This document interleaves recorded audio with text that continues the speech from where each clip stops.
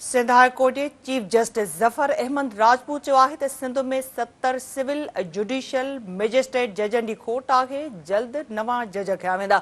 District bar Sukkur में तकरीब खे ख़िताब कंदे चीफ जस्टिस ज़फ़र अहमद राजपूत जो चवणु हुयो त नार्को टैक्स जा केस वधीक आहिनि। जिते वधीक ज़रूरत आहे उते कोर्ट क़ाइमु कई वेंदी। चीफ जस्टिस जो वधीक चवणु हो त वकीलनि जी ज़रूरतुनि जी ख़बर आहे। हू पाण हैदराबाद बार जो सदर रहियो आहे। डिस्ट्रिक्ट बार लाइ ई लाइब्रेरी सोलर सिस्टम में ॿियूं सहूलियतूं ॾिनी वेंदियूं। अहम अपडेट्स नाज़रीन अवां सां शेयर कयूं पिया। सिंध हाई कोर्ट जे चीफ जस्टिस ज़फ़र अहमद राजपूत जो चवणु आहे त सिंध में 70 सिविल जुडिशियल मैजिस्ट्रेट जजनि जी खोट आहे। जल्द नवां जज खया वेंदा। डिस्ट्रिक्ट बार सखर में तकरीब खे ख़िताब कंदे चीफ जस्टिस ज़फ़र अहमद राजपूत जो चवणु हुयो त नार्को टैक्स जा केस वधीक आहिनि। जिते वधीक ज़रूरत आहे उते कोर्ट क़ाइमु कई वेंदी। चीफ जस्टिस जो वधीक चवणु हो त वकीलनि जी ज़रूरतुनि जी ख़बर आहे। हू पाण हैदराबाद जो सदर रहियो आहे। डिस्ट्रिक्ट बार लाइ ई लाइब्रेरी सोलर सिस्टम ऐं ॿियूं सहूलियतूं ॾिनियूं वेंदियूं। सिंध हाई कोर्ट जे चीफ जस्टिस ज़फ़र अहमद राजपूत चयो आहे त सिंध में 70 सिविल ऐं जुडिशियल मैजिस्ट्रेट जजनि जी खोट आहे। जल्द नवां जज खया वेंदा।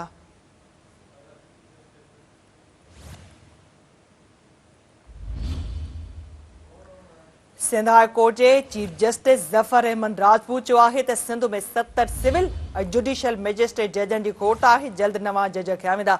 डिस्ट्रिक्ट बार सखर में तकरीब खे ख़िताब कंदे चीफ जस्टिस ज़फ़र अहमद राजपूत जो चवणु हुयो त नार्को टैक्स जा केस वधीक आहिनि। वधीक अपडेट्स लाइ असां राब्तो कयो आहे सिंध टीवी न्यूज़ जे रिपोर्टर मोरडो उमर सां।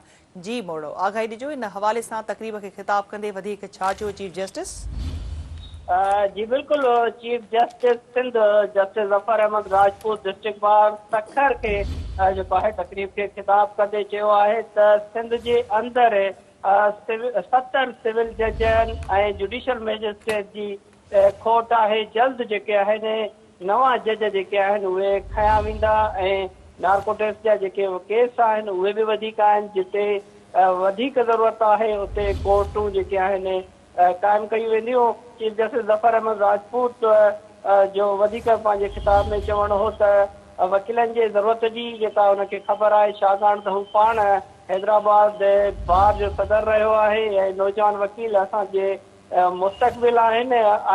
जो आउं जेको आहे चीफ जस्टिस आहियां, सुभाणे मुंहिंजी जाइ ते को ॿियो भाउ हूंदो।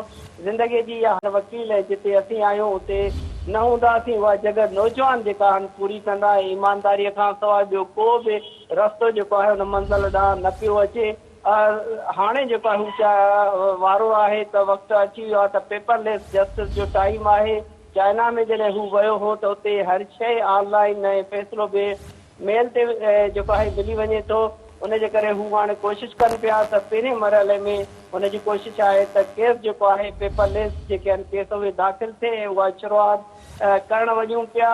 अॻिते हली करे जेको आहे पेपरलेस जस्टिस खां जेको वेंदासीं। चीफ जस्टिस ज़फ़र अहमद राजपूत जे तरफ़ां जेको आहे मुख़्तलिफ़ जेके सखर ज़िले जूं कोर्टूं आहिनि जिन में रोड़ी आहे, पन्नो किला आहे, डिस्ट्रिक्ट बार जे हवाले सां जेको आहे ई लाइब्रेरियूं ऐं सोलर सिस्टम बि जेको आहे ॾियण जो ऐलान कयो वियो आहे। चीफ जस्टिस जे तरफ़ां डिस्ट्रिक्ट बार में जॾहिं पहुतो त हुन दौरान वकीलनि जे तरफ़ां शानदार जेको आहे हुनजी आज्ञा बि कई वई। हुनखे अजरक ऐं टोपियूं जूं जेके आहिनि सूखड़ियूं ॾिनियूं वयूं। ठीकु आहे मोरडो, अपडेट करण लाइ वॾी महिरबानी।